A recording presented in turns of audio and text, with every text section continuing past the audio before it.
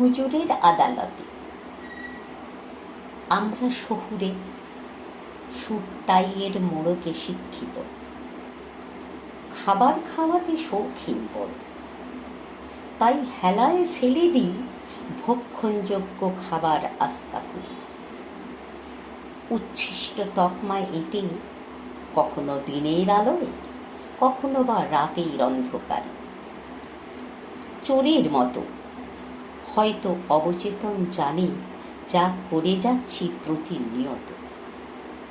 ঠিক নয়, মোটেও তা ঠিক নয়। কি জানি, পয়সার উল্টো পিঠে থাকা গরিব মানুষগুলোর হয়তো খাওয়া ওটা একবেলার, গোটা পরিবারের পেটের টান। এই শৌখিনতাকে কি চায় না করা বর্জন? এটা কিন্তু লেখা হচ্ছে বিধাতার আদালতে। হুজুর শাস্তি ঘোষণা করলে পারবে তো তাকে গ্রহণ করতে?